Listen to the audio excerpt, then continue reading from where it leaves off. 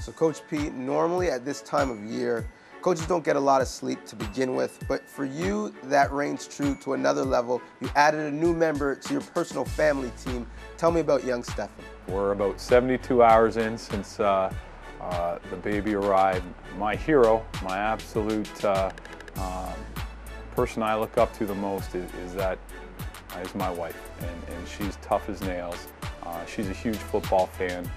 We're in the hospital dealing with a C-section and post-surgery and a newborn, and she wants to know how practice is going and how did Quinlan look today. And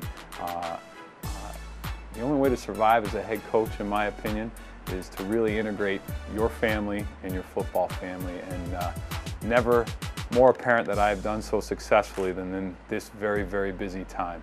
Let's backtrack a couple years. You had a great time at Laurier. Why did you decide to make the move and come to McMaster? Coach Jeff is 60 going on 18 as long as he's a head coach, and I want him to do that for as long as he wants to do that. And I certainly didn't want to ever pressure him out of something that's keeping him young forever. And all of those things meant this was a wonderful opportunity.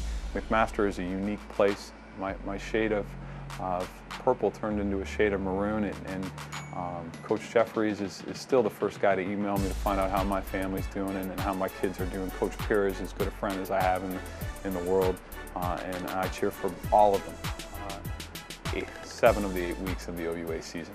Now, you're an ultra-competitive guy, but so is the athletic administration on this campus. When you came here, the assumption was Yates Cups would follow. That hasn't exactly been the case. You're still trying to get out of the first round for the first time.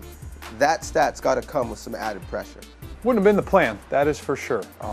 Didn't come in with my eyes shut.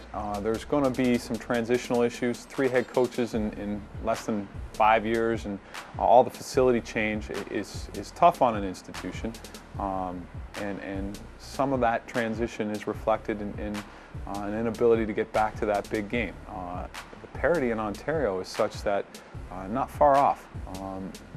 Any one of those years, the first year we beat Ottawa in Ottawa, and they were the Yates Cup champion. Second year, we beat Guelph and we beat Western in the regular season, and they played for the Yates Cup. Western won it.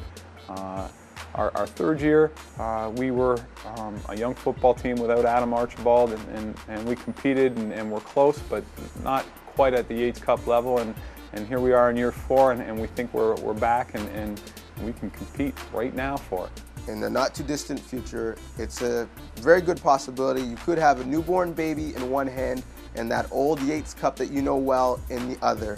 What would that feeling be like for you? Apples and oranges, certainly 2 great things. The new baby is here, and so we got that one, and we got to make sure Mom and the boy are home safe and sound this week.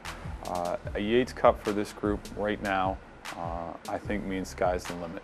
It would be a big step for the organization, and if we're going to be a nationally competitive football team, one we need to take.